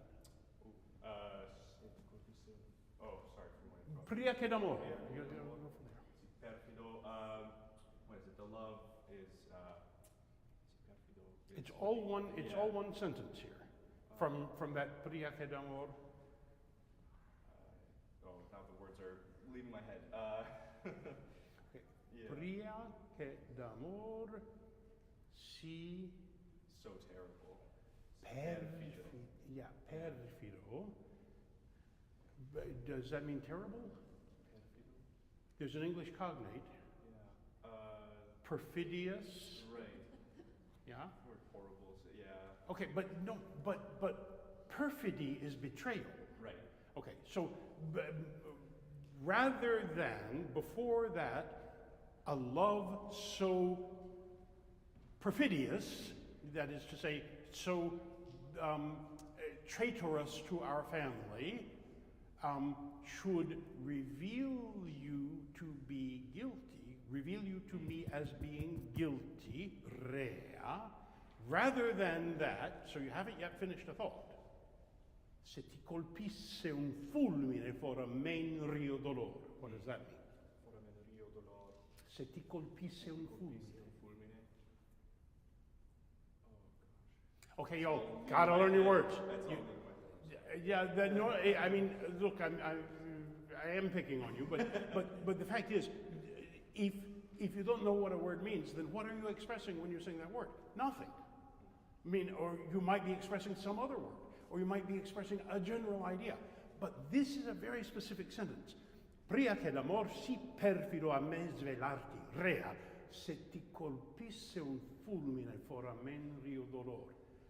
You're saying, literally he is saying, if lightning were to strike you, that would be less sad. Meaning, sister, I would prefer to see you dead than married to this guy. Which is an ugly and cold thought. You know, he's not saying, I'll tear your hair out. He's not saying, I'll slap you around. He's saying, I would rather you be dead than to betray the family in this way. See if you can find that coldness, okay? Let's go back to Colma di Colma di tanto proprio chi suora me lascea apria che d'amor si perfido a me svelarti rea se ti colpisse un fulmine se ti colpisse un fulmine foramen rio dolor. Good, I want to stop you before you get tight again because you were doing great. You were doing great. You hear how much easier his voice rolls out? But then you started singing some straight tone, short syllables. Yeah. So let's go back to se ti colpisse un fulmine.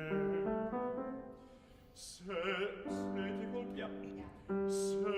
colpisse un fulmine, se ti colpisse un fulmine, foramen rio dolor,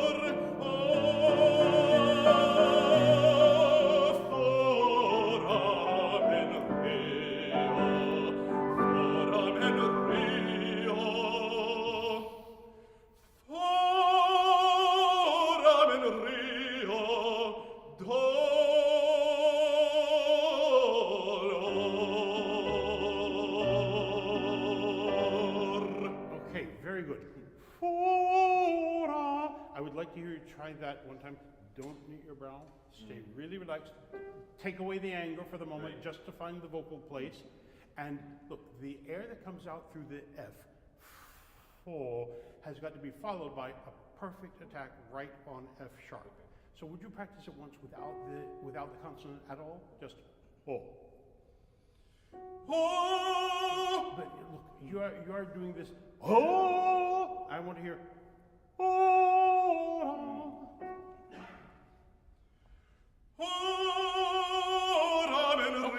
Okay, so that wasn't necessarily where you want to wind up, but it was a freer note. Right. And I'm not quite sure you're ready to slam an F sharp. Right. You know? Yeah. I mean, that just might be. Try an E. Foramen rio dolor, but for now I'm just interested in the one note. Fora. And then do it again and crescendo.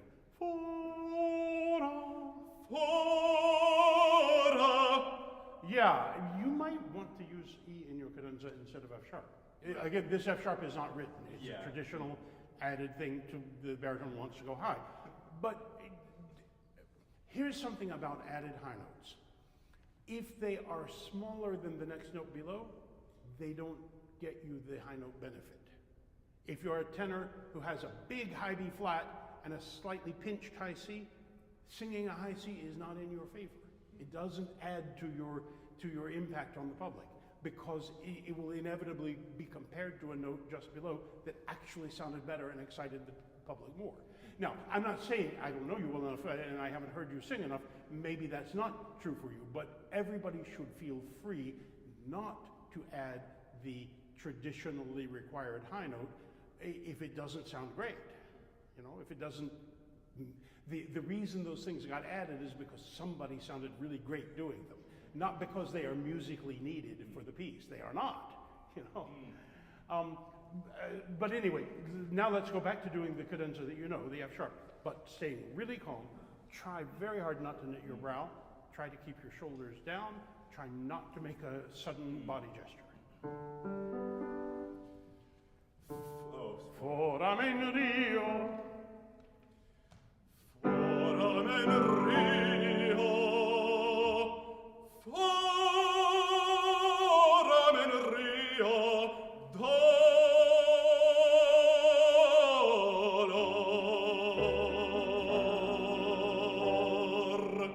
Okay, very good. Very, very good. Yeah.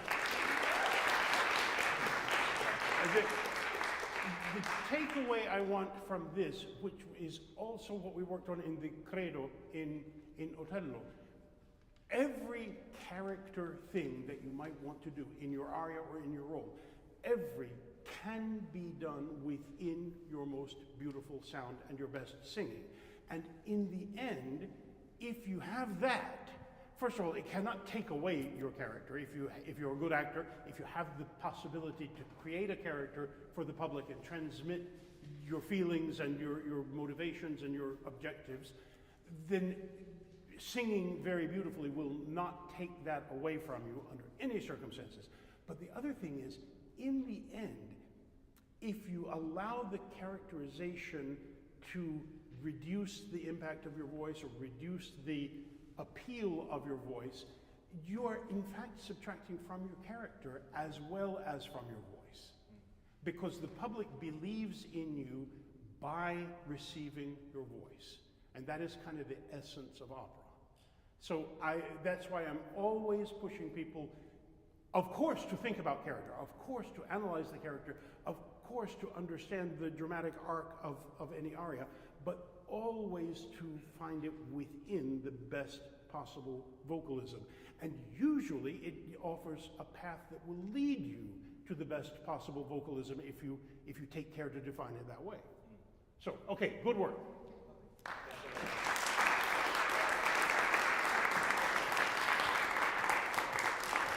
Are we doing Q&A? Okay, we can do Q&A. Thank you, Sandra.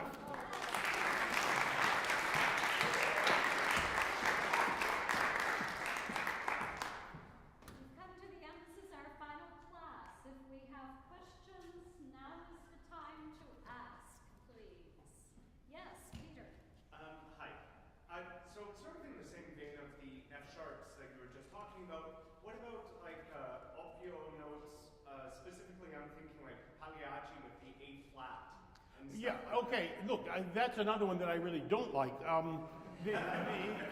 And I can tell you a bit of history of that. I mean, in the early recorded period, Pagliacci was a pretty new opera. It was only premiered in 1892, and then recordings were being made from it by 1900, so when it wasn't yet even 10 years old. And we have a recording, for instance, by a guy named Tieste Vilmant, Italian despite the last name. And he was the original Marcello in La Bohème, the very first. And he made an early recording of the prologue from Pagliacci, and he sings, Quest'orfano mondo al pari di voi spiriamo l'aere. Exactly what is written in Leoncavallo's score.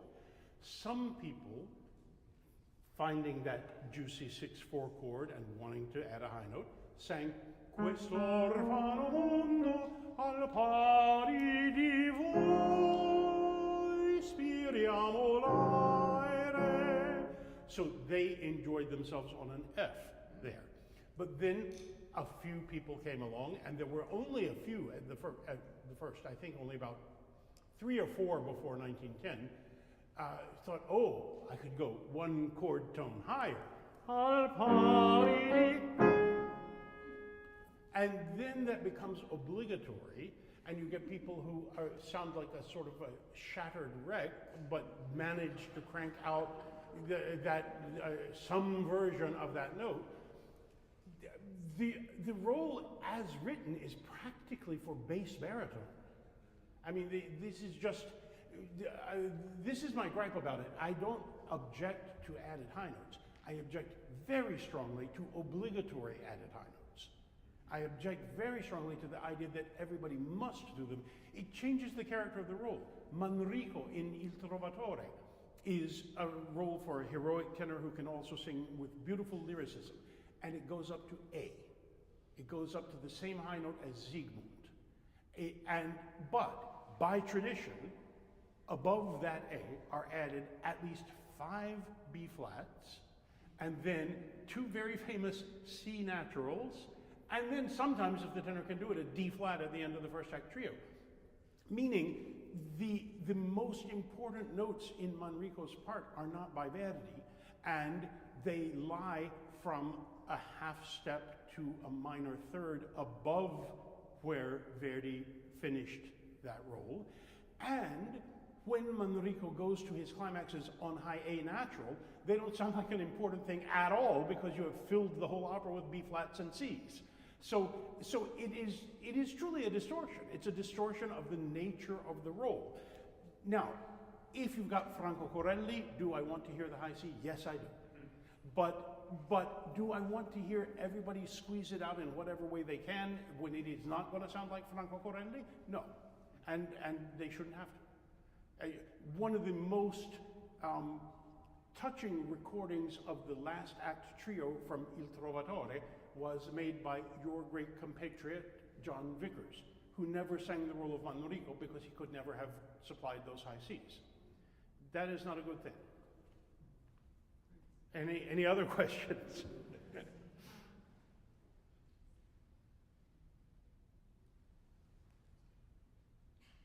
Any challenges? Yes, okay. It's not a challenge this time, I promise. I do have a question though with regards to chest voice, because I've been experimenting with it since before your lecture, but also especially since your lecture, listening to some of the older recordings, particularly of the area that I sang today, because I do, even over piano, I'm not cutting on the lower part of the Fs and the Gs, and I guess I'm wondering, with repertoire like that, with sort of differing opinions on how those notes should be handled, how, I guess what I'm coming up against is a question of, is it beautiful? Like, the tone that I'm navigating? It is when it is. Right. The question is it beautiful, these chest notes? Yes, it can be, and it can also not be. Chest voice is like the high note of a tenor. If you are tight and if you're pushing, it will sound shouty or belty or some other negative term. And the solution to that is never to say, oh, go ahead and sing it in head voice. The solution is to get better at using your chest voice so that you have it like, remember the one I played on the first day of Marilyn Horne as Adalgisa in Norma? She had it thoroughly under her command. She could be pianissimo or fortissimo. She could be smooth or rough. And that was true of Rosa Pansel. That was true of Zinka Milanov. That was true of Renata Tebaldi. I mean, some of these are more recent singers. That is true today of Lisette Oropesa. If you listen to how she uses her chest voice, you will hear very skillful handling of chest transitions. Freni was good at it. Farther back, more people did it even higher than those people. They rarely do F sharp. It used to be normal, for instance, in La Gioconda, that big climactic phrase, di dormir dentro l'aven.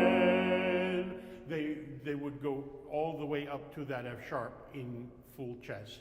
And it was quite exciting, and very few people do it now. There is one gal out there, Sarah Hernandez, who does do that, and she's very good, and you can look her up on YouTube.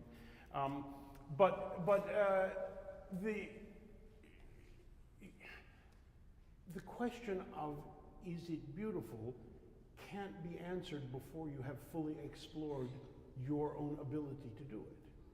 And if you are scared off by it not being beautiful initially, you're just closing a door without finding out what's behind it. So, you know, if you're not used to it, it might be downright ugly at first, your first attempts, but you will find the possibilities that are not ugly. Yes? Oh, I thought I saw a hand up. I'm really just looking into lights.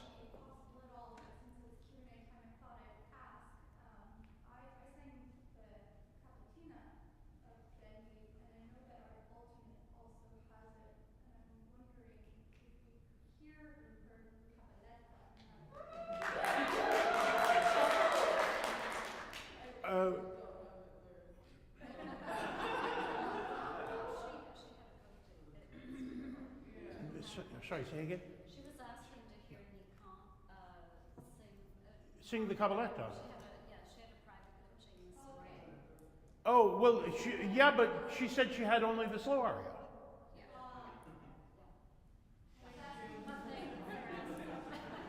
I can tell you that I'm sure she will be great at the cabaletta when she's ready to sing it. Because she sounded great in pretty much everything she sang this morning.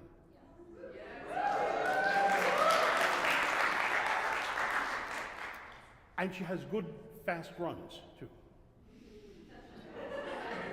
So that gives me the perfect opening to say that in these several master classes, 4 plus grad conducting and the lecture and the questioning, I am just so proud of our students.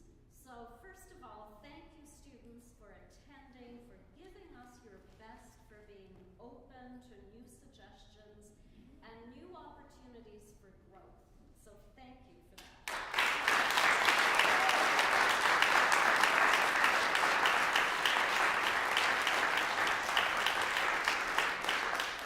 And thank you, Sandra, for playing and for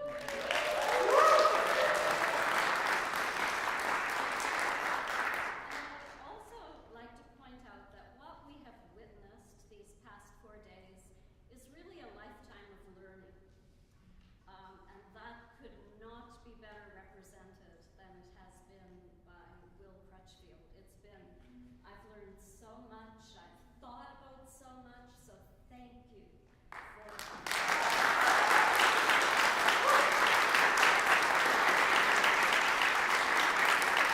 Well,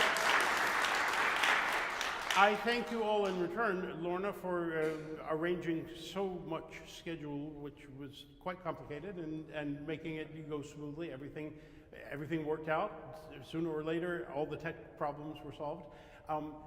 I have very much enjoyed the questions that I've gotten from you all, both here in public and when you catch me in the hallway. I'm glad you're thinking about these things.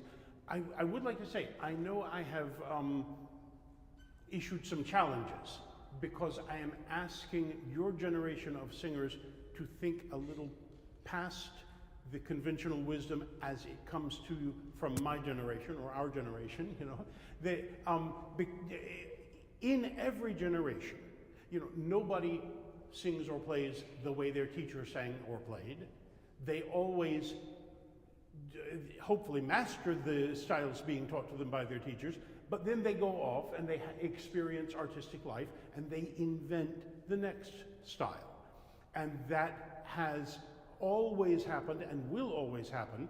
And so if I am critiquing some aspects of current style and referring you back to the style of great-grandfathers or great-great-grandfathers, that's because that is a natural part of the cycle. It's like in fashion designing. Let's bring back high collars. Let's bring back big sleeves. The things from the past get rediscovered after they have gone out of style and reevaluated, and then they contribute in some way to the new style. So the thing I would most like to leave you with is, it's not a matter of the past as a command center obliging you to do things the way they were done, either on an old record, or the way Bach wanted them to be done, or the way Handel did them in his own performances. None of that is binding or obligatory. All of it is opportunity for something creative that you will be the ones to define as you go forward in this profession. And the biggest perspective I want to introduce to you is the desirability in that next wave of style, of thinking hard about what the natural human voice without a microphone is capable of doing, and to orient yourselves to a rediscovery of that.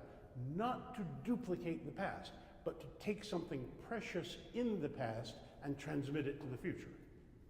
So if that sticks with you, I will be very glad I came.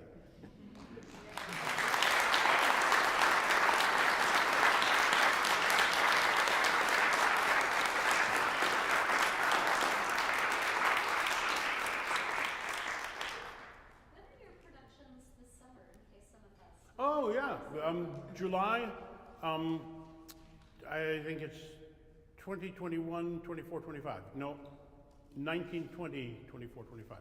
It's on the website, teatronuovo.org. There we have what we just had 4 days of, there we have 6 weeks of, and a big team of coaches, Italian teachers, and so on, working every day with a very select group of singers to try to put these techniques and ideas and possibilities into their hands so that they can become the boss of their own interpretation. And one of the things we do to facilitate that is, again, borrowing from history, bel canto operas had no conductor, and we do ours without a conductor as well. The orchestra is led by an ensemble of a pianist and a violinist, performing from within, leading from within the band, not standing there with gestures imposing instructions.